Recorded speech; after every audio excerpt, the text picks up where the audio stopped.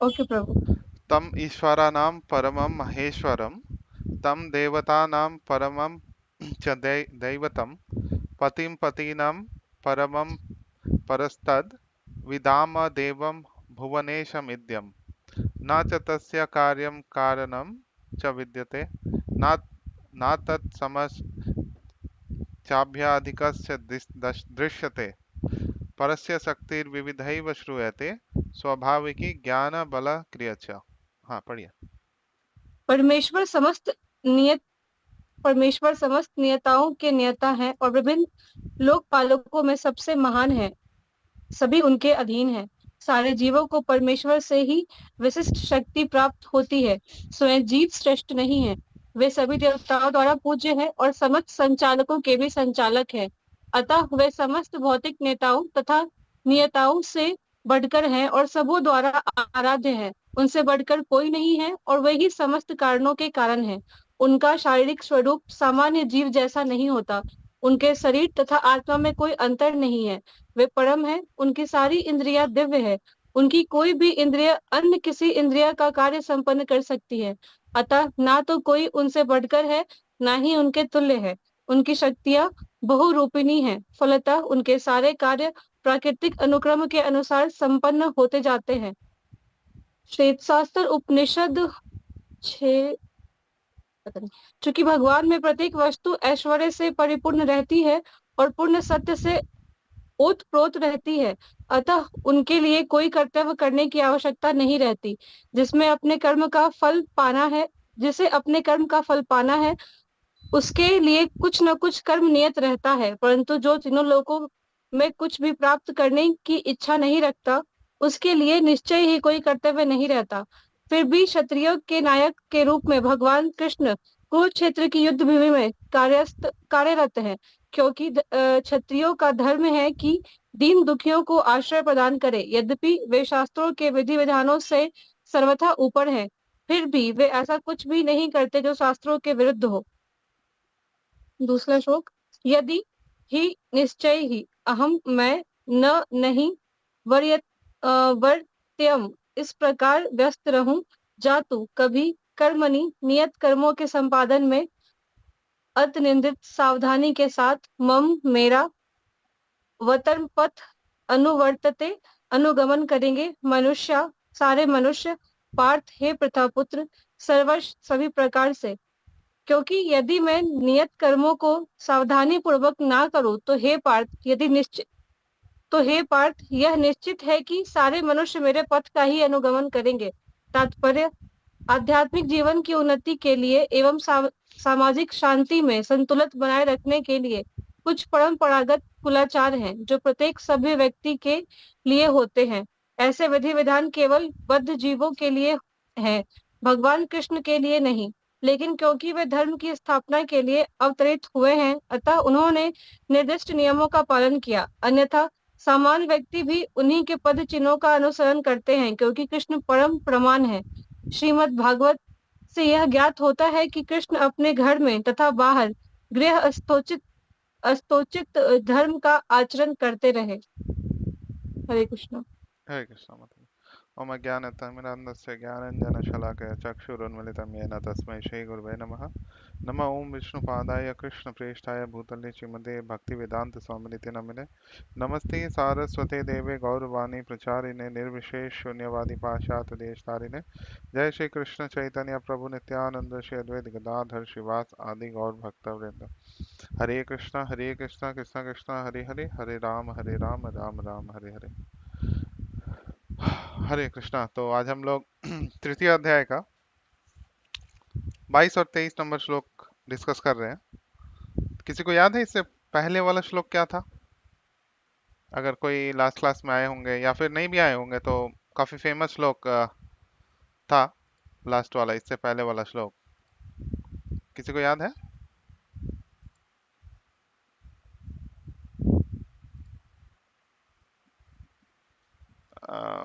Okay. यद यद आचरति श्रेष्ठ तत्तदेवेतरो जनः संयत प्रमाणम कुरुते लोकस्तद अनुवर्तते। और एक चीज, हाँ, माता जी जो पढ़ रहे थे तो उनको थोड़ा करेक्ट कर देते हैं। जैसे आप देखेंगे कि संस्कृत में रुकिए मुझे स्क्रीन शेयर करना होगा। हाँ, तो ये जो एंड होता है ना, ये दो लाइन, दो डॉट्स, सो ये ह होता है, ह ह। तो कर्म में कर्म, ये लास्ट में तह हो जाएगा, यहाँ मनुष्याः सर्वशः, ठीक है, ये ह होगा लास्ट में। एनीवेज, ठीक है। सो इससे पहले वाला श्लोक में भगवान बता रहे हैं कि यद यद आचरति श्रेष्ठ तत्तद एव तरो जनः संयत प्रमाणम कुरुते लोकस्तद अनुवर्तते। भगवान बता रहे हैं कि जो श्रेष्ठ लोग हैं, जिनको श्रेष्ठ पद प्राप्त है, जैसे कौन कौन श्रेष्ठ हो सकता है सोसाइटी में, आप लोग ही बताइए। कोई भी बोल सकते हैं। किसको किसको श्रेष्ठ पद दिया गया है सोसाइटी में? मिनिस्टर, प्राइम मिनिस्टर, हाँ, शास्त्रों के हिसाब से राजा, और अभी के हिसाब से ब्राह्मण। प्राइम मिनिस्टर, प्रेसिडेंट, जो भी है। और कौन है? जो लीडर, जो लोग को लीडर, जिनको पोजीशन दिया गया है। सो और भाई जितने भी मिनिस्टर्स है सारे तो लीडर के पोजीशन पे है। नहीं, वो तो एक एडमिनिस्ट्रेटिव एंगल से हो गया। राजा ठीक है, हाँ। बट आप अगर थोड़ा उससे नीचे आएंगे, हाँ, पॉलिटिशियंस, पॉलिटिशियंस बोल सकते हैं। हाँ, पॉलिटिशियन ही बोल रहे हैं। दूसरा है, तीसरा है पिता। पिता को लीडर का रोल दिया गया है, ठीक है। उसके बाद किसको और लीडर का रोल दिया गया है? गुरुजन, जो गुरु लोग हैं, वो भी एक लीडर का रोल है। वर्णाश्रम धर्म में लीडर का रोल किसको दिया गया है? किसको किसको दिया गया है वर्णाश्रम धर्म में लीडरशिप का रोल, या श्रेष्ठ गुरु पद को। किसको दिया गया है? नहीं, वर्ण वर्ण में, वर्ण व्यवस्था में। ब्राह्मण्स को। ब्राह्मण। हाँ, ब्राह्मण और क्षत्रिय, ये दो लोग लीडरशिप के पोजीशन पे है। अगर घर में आएंगे तो पिता को लीडर का रोल दिया गया है, और भी अंदर आएंगे तो पति को लीडर का रोल दिया गया है। तो जो भी ऐसे लोग हैं जिनको देखकर बाकी लोग फॉलो करते हैं, उनको श्रेष्ठस यहाँ पे कहा गया है, श्रेष्ठ। जो लोग बाकी लोगों से श्रेष्ठ पोजीशन पे है, और वो लोग गाइड करते हैं दूसरों को, दूसरे के जीवन को गाइड करते हैं, तो उनको यद यद आचरति श्रेष्ठ। तो भगवान कह रहे हैं कि ऐसे लोग जैसा आचरण करते हैं, लीडर, पॉलिटिशियन, पिता, तो उसके हिसाब से ही बाकी लोग भी तद तद एवेतरो जनः अनुसरण करते हैं, उनको फॉलो करते हैं। और क्या करते हैं? संयत प्रमाणम कुरुते लोकस्तद अनुवर्तते। अनुवर्तते का मतलब होता है कि नकल करना या फॉलो करना। तो संयत प्रमाणम कुरुते, तो वो लोग प्रमाण देते हैं। किसका प्रमाण देते हैं? जो लोग श्रेष्ठ है, श्रेष्ठ व्यक्ति है सोसाइटी में, उनका प्रमाण देके, और फिर वो अनुसरण करते हैं या अनुकरण भी करते हैं कभी कभी। अनुसरण मीन्स टू फॉलो, और अनुकरण मीन्स टू इमिटेट, कॉपी पे कॉपी करना किसी को। तो होता क्या है कि भगवान बता रहे हैं कि जो श्रेष्ठ लोग हैं उनके ऊपर एक बहुत विशेष दायित्व दिया गया है, बहुत विशेष रेस्पॉन्सिबिलिटी दिया गया है सोसाइटी को गाइड करने का।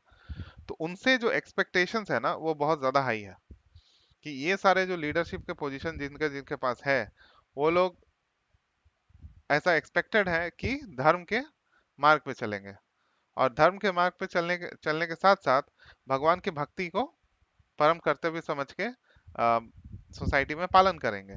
तो पहले के जमाने में आप देखिएगा, जो लोग राजा लोग थे, वो लोग धर्म का पालन करते थे। महाभारत युद्ध भी जो हुआ, वो किसके लिए हुआ? धर्म का स्थापना के लिए भगवान ने किया। तो क्यों? क्योंकि अधर्म जब फैल जाता है तो नॉर्मल जो लोग हैं उनका बहुत क्षति होता है। तो श्रील प्रभुपाद यहाँ भी लिख रहे हैं अपने कमेंट्री में कि, अब मैं आता हूँ इस श्लोक में। तो पहले वाले श्लोक में आप देखिए, प्रभुपाद बता रहे हैं कि कोई मान लीजिए धूम्रपान करता है या मदिरापान करता है, नशा करता है, तो वो किसी और को बोल सकता है कि तुम मत करो? जैसे जो आचार्य लोग हैं हमारे, उन्होंने क्या बोला कि फोर रेगुलेटरी प्रिंसिपल्स फॉलो करना है, ठीक है, चैंटिंग करना है, ये करना है, और खुद ही यदि नहीं कर रहा है, अगर मान लीजिए कोई खुद ही नहीं फॉलो कर रहा है, तो किसी और को बोल सकता है कि तो आप फॉलो करिए? सो ये एक बहुत कॉन्ट्राडिक्शन हो जाता है, जिसके कारण जो भी आचार है वो फॉलो करना बहुत ज्यादा इंपॉर्टेंट है। जैसे चैतन्य महाप्रभु का जो आचार उन्होंने दिखाया है, एक भक्त का क्या आचरण होना चाहिए, इवन चैतन्य महाप्रभु स्वयं भगवान है, लेकिन उन्होंने फिर भी वर्णाश्रम धर्म के जो नियम है उसको तोड़ा नहीं कभी। चैतन्य महाप्रभु कौन से वर्ण आश्रम में थे, कोई बताएंगे? वो भगवान है पहले लेकिन फिर भी आश्रम में तो थे। पहले तो गृहस्थ थे, फिर हाँ, उसके बाद सन्यास एक्चुअली हाँ, डायरेक्टली लिया। उनका गृहस्थ लाइफ उनका इम्पोर्टेंट नहीं है, बहुत छोटे हम्म। समय के लिए था और उसमें उतना कुछ टीचिंग्स वगैरह भी नहीं मिलता है, तो वो सन्यास आश्रम में है। और ब्राह्मण से भी ऊपर एक्चुअली क्या हुआ कि बहुत सारे ब्राह्मण लोग उनके अगेंस्ट ऑफेंसेस करने लगे थे। वो लोग क्या करते थे ना, उन लोग बोलते थे कि ये जो चैंटिंग वगैरह स्टार्ट किया है ये निमाई पंडित, उस टाइम उनका नाम था निमाई पंडित, तो ये मतलब कहाँ से ढूंढ के ले आया, सेल्फ मैन्युफैक्चर्ड एक तरह का धर्म का ये मतलब फॉलोअर अपना बना रहा है। तो बार बार ऐसे वो भगवान के अगेंस्ट कर रहे थे तो उनको ऑफेंसेस लग रहा था। तो तब उस समय निमाई पंडित जो थे उन्होंने बोला कि नहीं, अगर मैं संन्यास आश्रम ग्रहण कर लेता हूँ तो ये ब्राह्मण भी मुझे ओबेसेंसेस मतलब सम्मान करेंगे, क्योंकि सन्यास जो है वो ब्राह्मण लोग से भी ऊपर है, तो ब्राह्मण भी सन्यासी के अंडर आ जाता है। तो इसलिए भगवान चैतन्य महाप्रभु ने उस समय सन्यास आश्रम का ग्रहण किया था। तो अब सन्यास आश्रम ग्रहण करने के बाद उसका जो भी नियमावली है उसको चैतन्य महाप्रभु ने पूरी अच्छी तरह से फॉलो किया। उसमें थोड़ा भी त्रुटि त्रुटि ना हो ऐसा उन्होंने एग्जाम्पल दर्शाया है। तो क्यों दर्शाया है कि आने वाला जनरेशन में जो भी भक्ति जीवन में है वो उस तरह से ही उसका पालन करेगा। तो प्रभुपाद ने भी, आपने देखिएगा कि श्रील प्रभुपाद भी इतना सारा रूल्स एंड रेगुलेशंस का प्रचार किया, तो ऐसा नहीं कि उन्होंने किसी भक्त को छूट दे दिया कि आप रूल्स एंड रेगुलेशंस तोड़ दो, और या फिर प्रभुपाद कभी नहीं फॉलो करते थे, प्रभुपाद हमेशा फॉलो करते थे।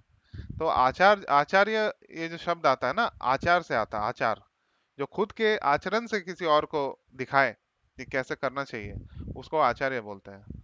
तो यहाँ पे बताया जा रहा है कि बहुत सारे धर्म ग्रंथ है, मनु संहिता और बहुत सारे मतलब जितने सारे ग्रंथ है उसको अलग अलग तरीका से बांटा गया है। ठीक है, जैसे उपनिषद है, मूल वेद शास्त्र है, स्मृति है, श्रुति है, उसके बाद क्या आता है, धर्म शास्त्र आता है, इतिहास आता है। तो इतिहास में क्या क्या आता है, महाभारत और रामायण। ठीक है, स्मृति में क्या क्या आता है, कोई बता सकता है स्मृति शास्त्र क्या क्या है? पुराण, पुराण स्मृति शास्त्र में, श्रुति में मूल वेद और उपनिषद और भगवत गीता, ये सब आता है श्रुति शास्त्र में। तो जो गाइडेंस लेना चाहिए कि किस तरह से आचरण पालन किया जाए उसके लिए धर्म शास्त्र है। धर्म शास्त्र में खास करके बताया गया है। तो धर्म शास्त्र में क्या क्या आ जाता है, मनु संहिता सबसे ऊपर टॉप मोस्ट पे है, मनु संहिता टॉप मोस्ट पे है। धर्म शास्त्र, धर्म का पालन कैसे किया जाए इस सोसाइटी में रहते हुए उसका गाइडेंस देता है मनु संहिता। तो मनु संहिता किसने बनाया, लिखा था? उन्होंने लिखा है स्वयंभू मनु। तो उन्होंने जब बनाया मनु संहिता, और उसके बाद फिर महाभारत में भी आपको मिलेगा कि धर्म का कैसे पालन किया जाए। महान महान ऋषि, महान महान जो राजर्षि है जैसे युधिष्ठिर महाराज हुए, उनके जीवन काल से हम समझ सकते हैं कि धर्म का कैसे पालन करना चाहिए। इवन भगवान भी जब अवतार लेके आते हैं रामचंद्र के रूप में, तो उनके जीवन से भी समझ में आता है कि किस तरह से धर्म का कैसे पालन करना चाहिए। तो अभी नेक्स्ट श्लोक में भगवान ये बता रहे हैं कि हे पृथा पुत्र, तीनों लोकों में मेरे लिए कोई भी कर्म नियत नहीं है, ना मुझे किसी वस्तु का अभाव है और ना आवश्यकता ही है, तो भी मैं नियत कर्म करने में तत्पर रहता हूँ। तो उसी पॉइंट को और स्ट्रेस करने के लिए भगवान ये बोल रहे हैं क्या, कि भगवान के लिए तीनों लोक में कोई कर्म निर्धारित नहीं है। क्यों? क्योंकि वो एक तो कर्म बंधन में नहीं बनते हैं भगवान, दूसरा उनका शरीर चिन्मय है, हमारे जैसा बद्ध जीव वाला शरीर नहीं है। तो कर्म करना उसको ही पड़ेगा जो बद्ध शरीर में है। तो इवन यहाँ पे भी बहुत मुक्त जीव रहते हैं, तो उन्हें कोई कर्म करने की जरूरत नहीं है, लेकिन फिर भी लोकाचार के लिए, लोगों को दिखाने के लिए वो कर्म करते हैं। तो भगवान वही बोल रहे हैं कि उनके लिए कोई कर्म नियत नहीं है। अब यहाँ पे बहुत अच्छा डिस्कशन कर रहे हैं श्रील प्रभुपाद, शास्त्रों से उठा के यहाँ एग्जांपल दे रहे हैं, श्वेताश्वतर उपनिषद से बता रहे हैं। आप लास्ट भगवान बता रहे मतलब यहाँ पे शास्त्रों में बताया गया है कि वैदिक शास्त्रों में भगवान का वर्णन किस प्रकार से हुआ है। तो जो हम बताते हैं ना सुप्रीम कंट्रोलर, जो भगवान सबके नियंता है, तो कैसे वे नियंता है उसको यहाँ एक्सप्लेन किया गया है बहुत डिटेल्स में। तमीश्वर नाम परमम महेश्वरम तम देवता नाम परम च दैवतम, देवताओं में सबसे श्रेष्ठ। और तमीश्वरा नाम, मतलब जो तमोगुण के अधिष्ठाता देव है, परमम महेश्वरम, सॉरी दिस इज तमीश्वरम, तो परमेश्वर समस्त नियंताओं के नियंता है। महेश्वर मतलब कंट्रोलर। ईशा, ईशा जो शब्द होता है ना, जैसे ईशा उपनिषद है, तो उसका मतलब क्या है? ईशा का मतलब भगवान होता है। क्यों? क्योंकि ईशा का एक मतलब होता है कंट्रोलर, जो दूसरों को कंट्रोल कर सके, जो सुप्रीम कंट्रोलर है, उसको ईश बोलते हैं। तो तम ईश्वरनम, परमेश्वर समस्त नियंता, मतलब यहाँ परमेश्वर भगवान होना चाहिए, समस्त नियंताओं के नियंता है। तो ये श्लोक हमें मिलता है ब्रह्म संहिता से। ईश्वर परम कृष्ण सच्चिदानंद विग्रह। बहुत सारे ईश्वर है। ईश्वर का मतलब क्या है? कंट्रोलर।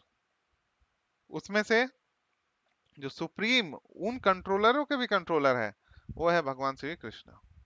तो यहाँ बताया जा रहा है कि और देवताओं में भी परम देवता भगवान श्री कृष्ण है। पतिम पतिनम परमम परस्ताद विदम देवम भुवनेश भुवनेश मीड्यम। यहाँ पे बता रहे हैं कि सभी उनके अधीन है। सारे जीवों को परमेश्वर से ही विशिष्ट शक्ति प्राप्त होती है। तो जितने भी देवी देवता है, उनको सारी शक्तियां भगवान के द्वारा ही प्राप्त है। अगर भगवान की इच्छा ना हो तो उनको उनको उनका जो भी वरदान है वो फलित नहीं हो सकता है। तो उसको वरदान को चलाने के पीछे भगवान का शक्ति है। तो एक बार ऐसा हुआ था कि आई थिंक, हाँ, वहां पे शिव जी ने एक असुर को वरदान दिया था, लेकिन फिर भी विष्णु ने उनको मार दिया। तो जनरली भगवान ऐसे नहीं करते हैं। अगर कोई देवी देवता वरदान देते हैं तो भगवान उसका सम्मान करते हैं। तो आप देखिएगा, जैसे भी जितने भी भगवान के लीला हुआ है, जितना भी उनका अवतार हो रहा है, उसमें कोई ना कोई देवी देवता वरदान दे देते हैं असुर लोगों को।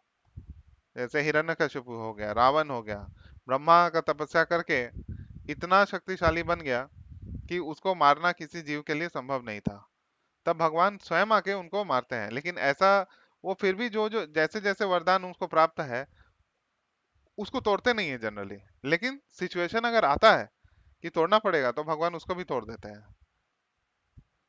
और ये क्या दिखाता है? कि भगवान परम नियंता है, कैसे सुप्रीम कंट्रोलर है। तो हम लोग जो सोचते हैं कि हमें कोई कंट्रोल नहीं करता है, आजकल जो इंडिपेंडेंस और फ्रीडम, इस तरह की चीजें बहुत ज्यादा लोग इसका चर्चा करते हैं, तो वो ये नहीं जानते हैं। प्रभुपाद बताते हैं कि इस जड़ जगत में सब लोग कंट्रोल्ड है। यहाँ पे कोई कंट्रोलर नहीं है, सब लोग कंट्रोल्ड है। हाँ, छोटे मोटे कंट्रोलर हैं, लेकिन कंट्रोल्ड है। किस प्रकार से? जो भगवान का या तो दो प्रकार की शक्तियां हैं, एक है परा और एक है अपरा। तो एक प्रकार की शक्ति है भगवान का माया शक्ति, जो जड़ जगतिक भौतिक शक्ति है, और उसके कंट्रोलर है दुर्गा देवी। तो इस थ्रू से भगवान किसी का नियंत्रण करते हैं। ठीक है, तो जो बोलते हैं कि हम फ्री है, तो वो ये नहीं जानते कि दुर्गा देवी उनका किस तरह से कंट्रोल कर रही हैं। और एक प्रकार के जीव होते हैं जिनको मुक्त जीव बोलते हैं, वो भी भगवान के कंट्रोल में है, लेकिन वो योग माया शक्ति का, जिनका अधिष्ठाता जो देवी है वो है राधा रानी, उनके कंट्रोल में है। तो प्रभुपाद बोलते हैं, either you be control of Yogamaya और you be in control of Mahamaya. तो दोनों में ऑप्शन है। तो योग माया के थ्रू जो कंट्रोल होते हैं, उनको ये जो त्रिताप है, तीन तरह के जो ताप है, वो फील नहीं होता है। लेकिन जो लोग महामाया, जो दुर्गा के कंट्रोल के अंदर है, जो जो भी जीव, भौतिक जीव है, उनको तीन तरह का ताप फील होता है। ठीक है। सो अब हमारे पास चॉइस है कि हम कैसे कंट्रोल में जाएं। महामाया के कंट्रोल में रहना चाहते हैं या फिर योग माया के कंट्रोल में रहना चाहते हैं। तो महामाया का कंट्रोल में रहना है तो फिर भक्ति जीवन से दूर रहें। भक्ति जीवन नहीं करेंगे कोई तो महामाया के कंट्रोल में है, पूरी तरह से महामाया कंट्रोल में है। और उल्टा आप देखिएगा, जो लोग महामाया के भक्त है, वो और भी ज्यादा महामाया के कंट्रोल में है, क्योंकि उनका बुद्धि इस तरह से हर लिया जाता है कि वो महामाया का पूजा करते हैं, लेकिन उस समय समझ नहीं पाते हैं कि वो किनका आराधना करते हैं। तो आप लोग देखिएगा, जैसे अभी दुर्गा पूजा, काली पूजा, ये सब बहुत सेलिब्रेट होगा। और बंगाल का जो दो दो हिस्से हैं ना बंगाल के, एक है वेस्ट बंगाल और एक ईस्ट बंगाल, जो अभी बांग्लादेश बन गया है। तो इसमें विभाजन भी इस प्रकार से है। जो वेस्ट बंगाल वाले लोग हैं ना, वो शक्ति के उपासक है, शाक्त जिनको बोलते हैं। और जो ईस्ट बंगाल वाले साइड है, जो अभी बांग्लादेश बन गया अनफॉर्चुनेटली, वो है कृष्ण के उपासक है वो लोग। तो जितने भी चैतन्य महाप्रभु का लीला है वो ज्यादातर बांग्लादेश में है। मतलब मोर देन 80% उनका लीला उधर ही हुआ है, खेतुड़ी और बहुत सारा। इवन नरोत्तम दास ठाकुर भी बांग्लादेश में प्रचार करते थे। तो अब देखिएगा कि जैसे जो देवी देवता की पूजा करते हैं, देवी देवता का आराधना करने से पहले विष्णु का आराधना करना पड़ता है। और देवी देवता के आराधना में भी ऐसे ऐसे मंत्र आते हैं जो विष्णु को प्रसन्न करने के लिए है। जैसे जो नाम है महामाया, ये महामाया कैसे आया है? ये भगवान का माया शक्ति है। और उसमें जो दो कैटेगरीज है, उसमें से एक है जो भौतिक जगत को कंट्रोल करे, वो है महामाया। और और भी बहुत सारे नाम है। नारायणी, जो नारायण के परम भक्त है। वैष्णवी, जो वैष्णव है, वैष्णव में बहुत सर्वश्रेष्ठ है वो। तो ऐसे ऐसे लोग हैं, उनकी बुद्धि पूरी तरह से भ्रष्ट हो जाती है और वो और भी ज्यादा भौतिक जीवन में बंध के रह जाते हैं। तो भगवान इस तरह से कंट्रोल करते हैं। तो हम लोग देखिएगा, जो साइंस विज्ञान में हम लोग स्टडी करने की कोशिश कर रहे हैं कि कैसे चीजें कंट्रोल में हो रही हैं। ठीक है, कौन सा कोई फेनोमेनन है, फिजिक्स, जैसे फिजिक्स बहुत इंटरेस्टिंग होता है, या मैथमेटिक्स, ये सब में भी आप देखिएगा कि हम लोग ये ढूंढने की कोशिश कर रहे हैं कि कैसे दूसरे चीजों का नियंत्रण किया जाए। तो वो नियंत्रण करने की कैपेबिलिटी क्योंकि हमारे अंदर है ना, सब लोग जानते हैं ना कि नियंत्रण करने का कैपेबिलिटी या थिंकिंग हमारे अंदर में है। तो आता कहाँ से है? कोई बता सकते हैं कहाँ से आता है? कृष्णा से ही। हाँ, ये भगवान से ही आता है। सो भगवान परम कंट्रोलर है, सुप्रीम कंट्रोलर। तो हम जो कंट्रोल करने की कोशिश कर रहे हैं वो थोड़ा सा अंश भगवान का हम में आता है। फिर नेक्स्ट जो श्लोक है उसमें बता रहे हैं कि किस प्रकार से भगवान कंट्रोल करते हैं। अभी बताएं कि किनको किनको कंट्रोल करते हैं, है ना। अब ज्यादा डिटेल में एक्सप्लेन कर रहे हैं। न तस्य कार्य करणम च विद्यते, कोई भी कार्य भगवान के लिए निहित नहीं है। प्रभुपाद एग्जांपल देते हैं कि एक बार एक फॉरेनर आया था, ठीक है। फॉरेनर आया और कोलकाता के बहुत सारे मंदिरों में घूमा, बहुत सारे मंदिर में घूमा। और उसके बाद वो फाइनली आके कंक्लूड करता है कि जब मैं कृष्ण मंदिर में गया था, तो अब मुझे वहां पे जो भगवान दिखे वो कोई काम नहीं कर रहे हैं, इसका मतलब वही भगवान है। बाकी जितने भी देवी देवता के पास गया, उनके हाथ में शस्त्र है, अस्त्र है, वो किसी असुर को मार रहे हैं, ठीक है, या फिर इस तरह का मतलब ध्यान कर रहे, कुछ तो कर रहे हैं। लेकिन जो भगवान कृष्ण है उनके हाथ में सिर्फ एक वेणु है, बांसुरी है। तो वो किसी को मार भी नहीं रहे हैं और ही इज एंजॉयिंग, मतलब वो अपना एंजॉयमेंट कर रहे हैं बस। उनके लिए कोई कार्य निहित नहीं है कि उनको किसी असुर को मारना पड़ेगा या कुछ कुछ करना पड़ेगा। तो वो वही भगवान हो सकते हैं क्योंकि वो कोई काम नहीं कर रहे हैं। तो इस प्रकार से प्रभुपाद बताते हैं कि वो फॉरेनर ही, प्रभुपाद बोलते हैं that foreigner is very intelligent, उसको समझ में आ गया है कि भगवान जो शास्त्र का कंक्लूजन है, ना तस्य कार्यम करणम च विद्यते, कोई भी कार्य भगवान के लिए निर्धारित नहीं है। इवन आप देखिएगा जब शास्त्रों में हम ज्यादा डीप में पढ़ेंगे, भागवतम वगैरह में जाएंगे, चैतन्य चरितमृत में जाएंगे, तब हमें समझ में आएगा कि भगवान कृष्ण जो बहुत, अभी आपका क्वेश्चन होना चाहिए इमिडिएटली कि भगवान भी तो बहुत सारे असुरों को मार दिए, वृंदावन में थे तो कितना असुर लोग को मारे, कुछ कुछ असुर का नाम बताइए आप लोग। मैं ऐसे क्वेश्चंस पूछ रहा हूँ कि थोड़ा आप लोग इन्वॉल्व लगे रहे, नहीं तो ये वो प्रवचन के टाइप हो हिरण्यकश्यप, जाता है। रावण। नहीं नहीं, कृष्णा किसको किसको मारे? कृष्णा अपने बाल्यकाल कं, में किसको किसको मारे? कृष्ण बाल्यकाल में कंस को मारे, पूतना को मारे। और हाँ, फिर और वो जो एक तूफान वाला था उसको मारे। हाँ, फिर एक बड़ा सांप था। हाँ, वो तो नाम अघासुर चाहिए। हाँ जी, बकासुर। जी जी माता जी, अगासुर बकासुर। और हाँ, घसुरमुख। तनु मध्य और माता जी को पता होगा, उन्होंने पढ़ लिया होगा सब। और मधु, सॉरी, नहीं, मधुसूदन। मधु केतव तो अलग है। माता जी और कोई नाम है जिसको कृष्णा ने मारे? बहुत सारे असुरों को मारे हैं और एक एक असुर एक एक हमारा अवगुण को स्पेसिफाई करता है। तृणबद्धासुर, तृणावर्त, शाकटासुर, सक्तासुर, धेनुकासुर। अघासुर, हाँ वत्सासुर, हाँ,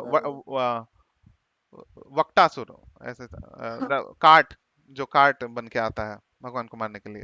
धन्यवाद माता जी। तो इतने सारे असुरों को मार दिया, तो फिर ये तो भगवान तो काम कर रहे हैं, कार्य कर रहे हैं मारने का। तो अभी कॉन्ट्रडिक्शन नहीं दिख रहा है कि जो मैंने बोला, प्रभुपाद ने भी जो एग्जांपल दिया, कॉन्ट्रडिक्शन दिख रहा है। वो खेल रहे थे प्रभु। हाँ लेकिन खेल खेल में तो मर गया ना कोई। खेल खेल में खेल में तो कोई मर गया वो। तो इसका खा शास्त्र लिया। में बताए थे, आचार्य लोग बताते हैं कि जो मारने वाला काम है ना, वो मारने वाला काम कृष्ण नहीं करते हैं, वो विष्णु करते हैं। कृष्ण में ही विष्णु भी है। तो जो मारने वाला काम है वो विष्णु को दिए हुए हैं, जो एक खराब काम है। मतलब भगवान इतने ज्यादा करुणामयी है कि अपने हाथों से स्वयं किसी को नहीं मारते हैं, किसी को भी नहीं मारते हैं। तो वो मारने वाला काम विष्णु को दिए हुए हैं। आप देखिएगा, ये कृष्णा सिर्फ वृंदावन में एंजॉयमेंट का काम करते हैं, बस और कुछ नहीं। अपने भक्तों के साथ आदान प्रदान, प्रेम का जो आस्वादन है, भगवान वही करते हैं सिर्फ। बाकी लोगों को मारने के लिए विष्णु आके मारते हैं। तो जितने सारे असुर लोग को भी मारे वो विष्णु ही मारते हैं। फिर बहुत बार बताया जाता है कि शास्त्रों में जैसे बताया जाता है, वृंदावन में भी भगवान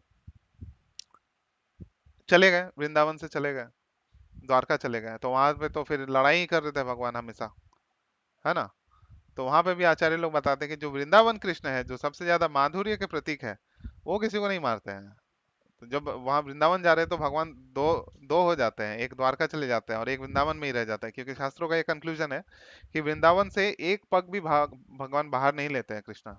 वो हमेशा वृंदावन में रहता है। अभी जो वृंदावन है वहां भी भगवान है, मतलब लेकिन अनमैनिफेस्टेड है, हमें दिख नहीं रहा है। वो हम देख नहीं सकते हैं, अप्राकट्य लीला हो रहा है अभी। तो जब भगवान 5,000 साल पहले थे तो प्राकट्य लीला कर रहे थे, तो वृंदावन को छोड़ के नहीं गए, तो जो गए वो द्वारका कृष्ण है। तो बहुत सारे स्कॉलर्स जब इसको पढ़ते हैं तो उनका दिमाग घूम जाता है और वो सोचते हैं कि द्वारका कृष्ण अलग कोई व्यक्ति है, वृंदावन कृष्ण कोई अलग व्यक्ति है, और जो कुरुक्षेत्र में लड़ रहा है वो कोई अलग व्यक्ति है। लेकिन शास्त्र वो लोग समझ नहीं पा रहे हैं आचार्य से, वो सेम पर्सन है लेकिन मूड अलग अलग है। तो द्वारका में भी जाते हैं भगवान, इतने सारे असुरों को मारा। और जो राजा, जो लोग अधर्म का पालन कर रहे थे, कुरुक्षेत्र का वॉर हुआ, उस समय उस समय भी जो वध का, उस समय भगवान ने पर्सनली तो किसी को नहीं मारा था, बट उससे पहले काफी लोगों को मारा, जैसे शिशुपाल को मारा। जो शिशुपाल बहुत जरासंध को मरवाया। जरासंध को भगवान ने स्वयं नहीं मारा, जरासंध को 17 बार भगवान ने हराया था। और लास्ट जब लड़ाई हुआ जरासंध के साथ, तो भगवान युद्ध भूमि छोड़ के भाग गए। मतलब ऐसे लोग बोलते हैं, बट भगवान अपने भक्तों के लिए लीला करने चले गए, वहां से छोड़ दिए उनको।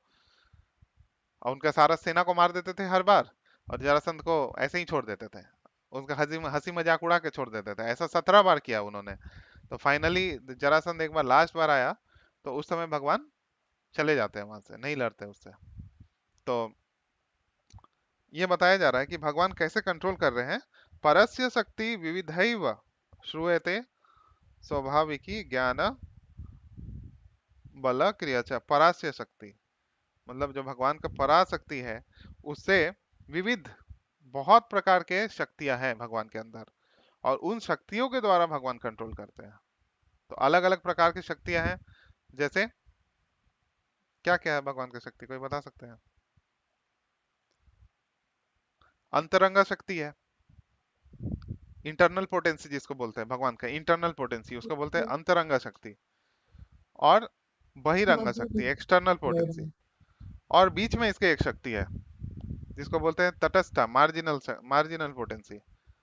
तो बहिरंगा शक्ति भगवान का योग माया शक्ति है, सॉरी, अंतरंगा शक्ति भगवान का योग माया शक्ति है, बहिरंगा शक्ति जो है वो भगवान का एक्सटर्नल एनर्जी है। और जो बीच में है तटस्थ शक्ति, वो हम है, जीव, जीव है। तो कभी कभी ये जीव है वो बहिरंगा शक्ति के कंट्रोल में आ जाता है, और जो अंतरंगा शक्ति है उसका कंट्रोल को छोड़ देना चाहता है, अभिमान में आके, ईगो, फॉल्स ईगो के कंट्रोल में आके। उस समय से उसका दुखदाई पल शुरू हो जाता है, इस भौतिक जगत में आ जाता है। और फिर वहां से उसका जर्नी बहुत बहुत बहुत समय तक कंटिन्यू होता है, जब तक वो किसी शुद्ध भक्त के कंट्रोल में, मतलब के गाइडेंस में आके भगवान के चरणों तक सरेंडर ना कर दे। उस समय तक उसका बहिरंगा शक्ति के कंट्रोल में रहता है। तो जो दीक्षा होता है, इनिशिएशन होता है, उस समय एक्चुअली हम लोग प्रण लेते हैं कि अभी भगवान के सामने सरेंडर करने का चेष्टा करेंगे हम लोग। और उसमें गुरु जो है, गुरुजन, वो लोग सहायता करते हैं। और यहाँ बताया जा रहा है उनका शरीर स्वरूप सामान्य जीव जैसा नहीं होता है। देखने में भगवान हमारे जैसे लगते हैं, लगते हैं ना, दो दो हाथ वाले, दो हाथ है, दो पैर है भगवान का, मनुष्य जैसे दिखते हैं, बट ऐसा नहीं है। वो मनुष्य के जैसे दिखते हैं, लेकिन उनका शरीर मनुष्य के जैसे नहीं है, हाड़ मांस का शरीर, रक्त मज्जा और ये सब का शरीर नहीं है। बाइबल में भी आता है कि man is created in the image of God. जो भगवान का इमेज है उस पे मनुष्यों का सृष्टि हुआ है। तो ये कंफर्म हो जाता है वहां भी। उसी प्रकार भगवान के जैसे हम दिखते हैं। तो भगवान का जो है सत चित और आनंद से बना हुआ शरीर है। सत मतलब इंटरनल, चित मतलब नॉलेज, और आनंद मतलब ब्लिस, जो आनंद मतलब हम जानते ही हैं। इससे जो शरीर उनका बनता है उनको बोलते हैं सच्चिदानंद विग्रह। उनके शरीर तथा आत्मा में कोई अंतर नहीं है। यही डिफरेंस है भगवान के शरीर और हमारे शरीर में। हमारा आत्मा और हमारा शरीर अलग है, और आत्मा इस शरीर को सच्चा मान बैठता है, खुद को मान मान बैठता है, इसीलिए वो फंस जाता है। तो दो प्रकार का शरीर है हमारा। कौन बता सकते हैं कि कौन कौन सा प्रकार का शरीर है? बहुत बेसिक्स पूछ रहे हैं। ग्रॉस बॉडी और सटल बॉडी। हाँ, जो हमारा ग्रॉस है और सूक्ष्म शरीर। तो तो भगवान का ऐसा कुछ नहीं है। भगवान का कोई ग्रॉस बॉडी बॉडी नहीं है, सटल बॉडी कुछ भी नहीं है। भगवान का जो शरीर है उसमें आत्मा और उनके शरीर में कोई अंतर नहीं है। यही डिफरेंस है हम में और जीव में, और भगवान में। तो उनकी सारी इंद्रियां दिव्य है। जो एक श्लोक आता है ब्रह्म संहिता में कि भगवान अपने किसी भी इंद्रिय से किसी भी दूसरे इंद्रिय का कार्य कर सकते हैं। अंगानी यस्य सकलेंद्रिय वृत्ति मंति। ये इसका यही अर्थ है कि अंगानी यस्य सकल इंद्रिय, सारे इंद्रियों से किसी और इंद्रियों का काम कर सकते हैं भगवान। जैसे शास्त्रों में बताया गया, उपनिषद में बताया गया है कि भगवान के पैर नहीं है, लेकिन फिर भी सबसे ज्यादा तेज दौड़ सकते हैं। ऐसा उपनिषद में बताया गया है। कौन सा उपनिषद है? तनुमध्य माता जी, पता है आपको?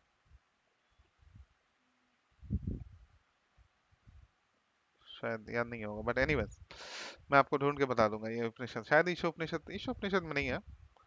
सो बताया जाता है कि अब तो फिर लोग सोचते हैं कि भगवान का पैर ही नहीं है। शास्त्र में बता रहे हैं ना कि भगवान का पैर नहीं है फिर भी सबसे तेज दौड़ सकते हैं। तो इसका कंक्लूजन, वैष्णव कंक्लूजन इसका क्या है कि भगवान का हमारे जैसा ये हाड़ मास का पैर नहीं है। भगवान का पैर है लेकिन सच्चिदानंद वाला पैर है, हमारे जैसा नहीं है। तो शास्त्रों में आता है कि भगवान दौड़ते हैं। कब दौड़े थे भगवान? कोई शास्त्र में कोई लीला है, याद है?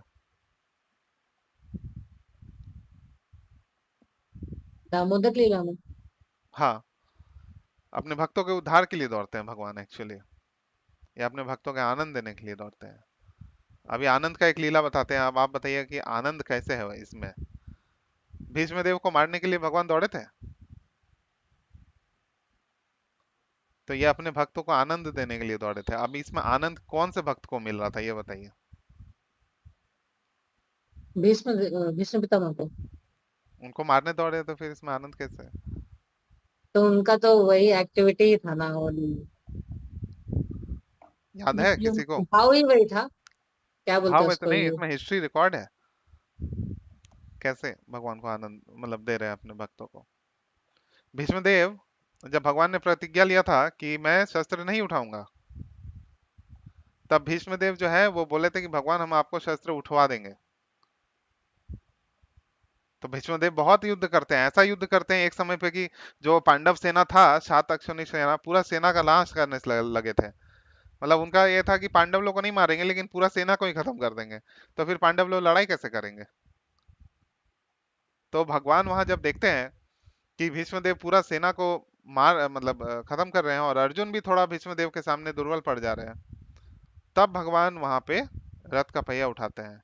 और रथ का पहिया ऐसा तो नहीं है कि रथ का पहिया रथ रथ चलाने के लिए उठाए थे। रथ का पहिया किसी को मारने के लिए उठाए थे, इसका मतलब वो शस्त्र है, किसी को मारने के लिए उठा रहे हैं, इजंट इट? तो भगवान का वहां पे प्रॉमिस टूट जाता है एक्चुअली। तो भगवान एक सुपीरियर प्रॉमिस अपने भक्त को आनंद देने के लिए, क्योंकि भीष्म देव ये शपथ ले लिए कि भगवान का प्रॉमिस को तोड़वा देंगे, तो भगवान के लिए अपना प्रॉमिस ज्यादा इंपॉर्टेंट नहीं है। तो देखिए जैसे लोग क्या बोलते हैं कि अगर कोई जैसे एथिस्ट, कम्युनिस्ट, ये लोग बहुत ज्यादा दुष्प्रचार करते हैं कि अगर भगवान है भी तो बहुत सेल्फिश है। ऐसा किसी ने सुना है? ये बहुत ज्यादा प्रचार होता है कि अगर भगवान है, तुम्हारे भगवान बहुत सेल्फिश है। राम भगवान देखो कितने सेल्फिश है, अपने वाइफ को निकाल दिए। बोलते हैं ना ऐसे लोग। कितने लोग बोलते हैं, आपने सुना ही होगा, कृष्णा देखो कितने सेल्फिश है। लेकिन भगवान ऐसे नहीं है, बिल्कुल भी सेल्फिश नहीं है। भगवान राम भगवान की लीला में भगवान क्योंकि एक राजा का रोल प्ले कर रहे हैं, और राजा और परिवार में से अगर चूज करना पड़े तो राजा जो है वो अपने प्रजा को चूज करते हैं। प्रजा को शिक्षा देने के लिए भगवान ने ऐसा किया था, जो कि उनके सबसे प्रिय भक्त हैं उनको अपने से दूर कर दिया। तो इसमें सेल्फिशनेस कहाँ है, इसमें तो और भी ज्यादा मतलब सेल्फिश तो नहीं है, इसमें स्वार्थ नहीं है बिल्कुल भी। और भगवान के अंदर स्वार्थ नहीं है, ये भगवान का सबसे एक स्वार्थ है कि उनके भक्तों का कल्याण हो। बट बाकी भगवान में कोई भी अपने लिए पर्सनल स्वार्थ नहीं है। भगवान का एक और नाम है, जो भगवान के पास सब कुछ है, कुछ भी चाहिए नहीं उनको। सचिद आनंद जो है उनके पास और पाने के लिए कुछ भी नहीं है। देखिए यहाँ पे लिखा है शास्त्र में, वही बता रहे हैं कि ना मुझे किसी वस्तु की का अभाव है और ना ही आवश्यकता ही है। उनके पास सब कुछ है, फिर भी भक्तों के साथ प्रेम का आस्वादन करने के लिए भगवान ऐसे लीला करते हैं। इवन कृष्ण लीला में जो बता रहे हैं, भीष्मदेव का जो प्रॉमिस है उसको भगवान ज्यादा श्रेष्ठ समझते हैं अपने प्रॉमिस से, इसलिए तोड़ दिए अपना प्रॉमिस बहुत बार। इसीलिए भगवान के प्रॉमिस को कभी कभी लोग वैल्यू नहीं देते हैं, लेकिन भगवान के भक्त लोग अगर प्रॉमिस करते हैं तो उसको भगवान पूर्ण करने के लिए अवश्य अवश्य ही कार्य करते हैं। तो अभी तीन तीन प्रकार का शक्ति यहाँ पे वर्णन किया गया है। स्वाभाविकी, ज्ञान, बल और क्रियाचा। ज्ञान शक्ति, बल, भगवान के अंदर बल है। इस पूरे ब्रह्मांड को धारण करने के लिए कितना बल का आवश्यकता है, ये जस्ट सोचिए। और ऐसे ऐसे मल्टीपल ब्रह्मांड है। ऐसे बताया जाता है कि जो भगवान के एक्सपेंशन है संकर्षण, बलराम जी, वो जो अपने हुड मतलब जो अपने हुड पे जो इतने सारे अनंत कोटि ब्रह्मांडों को धारण किए हुए हैं, वो ऐसा है कि किसी के सर पे सरसों का दाना रख रहे हैं, एक ब्रह्मांड का साइज। तो इतना सोचिए, इसको धारण करने के लिए कितना मुश्किल होगा, मतलब कितना बल बल चाहिए। तो सबसे परम बलवान है। एक ये छह ऐश्वर्य है जो भगवान के, भगत शब्द, भगवान शब्द का अर्थ में छह ऐश्वर्य आते हैं, उसमें से एक है बल, ऑल पावरफुल। दूसरा क्या है? ज्ञान, जो चित्त पोटेंसी है भगवान का, उससे कंप्लीट नॉलेज है भगवान के पास कि अभी क्या हुआ, 1,001 करोड़ जन्म पहले क्या कर रहा था, और अभी आगे क्या करेगा, उसका भी ज्ञान है भगवान को। लेकिन भगवान उसके जो फ्री डिजायर है, फ्री विल, उसमें इंटरफेयर नहीं करते हैं जीव का। ये भी एक भगवान का निस्वार्थ भाव है।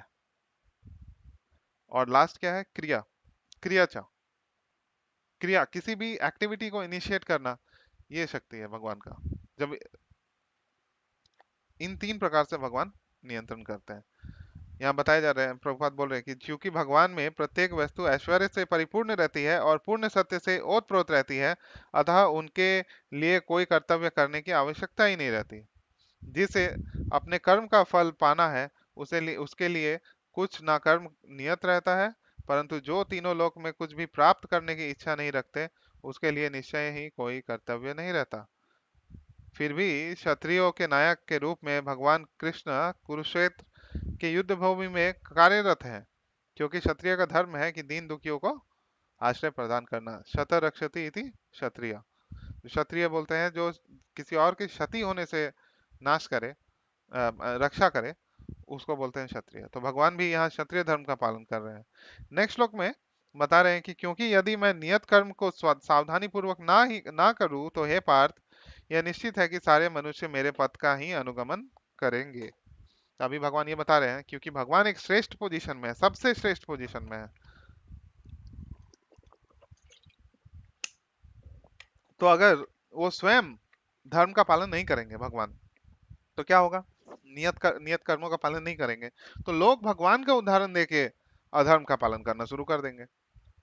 इसीलिए भगवान नियत कर्म करते हैं। जैसे लीला आता है भागवतम में कि नारद मुनि जब अलग अलग भगवान के महलों में जाते हैं, जो 8 तो प्रधान रानियां हैं भगवान के, और 16,000 जो किडनैप करके रखा था नरकासुर, अ, भौमासुर, उससे जो रानियों को छुड़ाया था। तो अभी वो रानियों का ऐसा कहना था कि वैदिक सिस्टम में ऐसा है कि अगर कोई स्त्री किसी और के पास रह रहे हैं, हाँ, अनमैरिड, तो फिर उनको एक्सेप्ट नहीं करते सोसाइटी में। तो वो लोग भगवान कृष्ण से प्रे किए कि भगवान अभी तो हमें कोई एक्सेप्ट नहीं करेगा, तो आप ही हमें एक्सेप्ट कर लिए। तो भगवान ने उनको एक्सेप्ट किया रानियों के रूप में। तो अभी भगवान 16,108 महल बना के रह रहे थे। तो नारद मुनि एक बार भगवान से मिलने का इच्छा हुआ, भगवान के दर्शन करने का। तो वो हर महल में जा जाके देख रहे थे कि भगवान कर क्या रहे हैं। तो हर महल में जब भी जाते थे तो भगवान कोई अलग कार्य कर रहे थे। कभी वो यज्ञ कर रहे हैं, कभी ध्यान कर रहे हैं, कभी तपस्या कर रहे हैं, कभी बात कर रहे हैं, कभी सोए हुए हैं, कभी अपने जो पुत्र है या जो उनके संतान है उनसे चर्चा कर रहे हैं, खेल रहे हैं उनके साथ। तो भगवान का हर रानी से 10-10 पुत्र है, ऐसा वर्णन आता है भागवतम में। सुखदेव गोस्वामी ऐसा वर्णन करते हैं। तो ऐसे ऐसे कार्य भगवान कर रहे हैं। तो ऐसा क्यों कर रहे हैं? क्योंकि कोई और भगवान का प्रमाण देके अधर्म का पालन ना करे, अपने नियत कर्मों को छोड़ ना दे। तो ये सब भगवान अर्जुन को कन्विंस करने के लिए बता रहे हैं, क्योंकि कृष्णा कॉन्शियसनेस में जो कर्म करना वो इंपॉर्टेंट है। भगवान, ये 2 चैप्टर क्या है? कर्म योग है ना। तो जो कर्म जो भगवान को सेटिस्फाई कर दे उसी को कर्म योग कहते हैं। तो अभी अर्जुन को फिर फाइनली भगवान बताएंगे कि किस प्रकार से कर्म करना है कि उससे एक तो कोई कर्म बंधन ना हो, वो पहले बताएं। और दूसरा है कि जो कृष्णा कॉन्शियसनेस में जो भक्ति में कर्म ऐसे हेल्पफुल हो वो बताएं। तो यहाँ पे देखिए प्रभुपाद एक इंपॉर्टेंट लाइन लिख रहे हैं कि ऐसे विधि विधान, हाँ, आध्यात्मिक जीवन की उन्नति के लिए एवं सामाजिक शांति में संतुलन बनाए रखने के लिए कुछ परंपरागत कुल आचार है जो प्रत्येक सभ्य व्यक्ति के लिए होते हैं। ऐसे विविध विधान केवल बद्ध जीवों के लिए हैं, भगवान कृष्ण के लिए नहीं। लेकिन क्योंकि वे धर्म की स्थापना के लिए अवतरित हुए थे, अतः उन्होंने निर्दिष्ट नियमों का पालन किया। अन्यथा सामान्य व्यक्ति भी उन्हीं के पद चिन्हों का अनुसरण करते, क्योंकि कृष्ण परम प्रमाण है। भगवान का प्रमाण देके अधर्म का पालन करेंगे लोग। श्रीमद् भागवत में यह ज्ञात होता है कि श्री कृष्ण अपने घर में तथा बाहर गृहस्थोचित धर्म का आचरण करते रहे। ये आता है शास्त्रों में कि भगवान किस प्रकार से गृहस्थ धर्म का पालन कर रहे थे।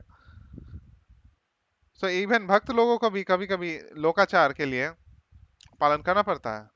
जैसे अभी भक्ति जीवन में आने के बाद ऐसा नहीं है कि जो भी वर्णाश्रम सिस्टम का जो भी रूल्स एंड रेगुलेशंस है उसको ब्रेक कर दें हम, कि हम लोग तो भक्त हो गए हैं, हम लोग तो ये वर्णाश्रम सिस्टम से ऊपर हैं, और जितने भी लोकाचार के जो नियमावली है उसको हम ब्रेक करना शुरू कर दें। तो ये ऐसा करने से हम केवल पथभ्रष्ट हो जाएंगे।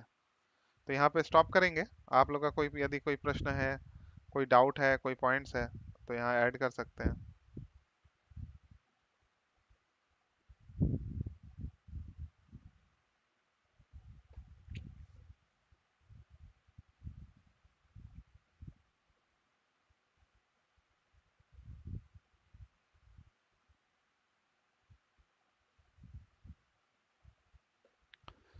हरे कृष्णा। कोई कुछ बोलना चाहेंगे? कोई पॉइंट ऐड करना चाहेंगे? या किसी का कोई डाउट है? कोई भी डाउट्स?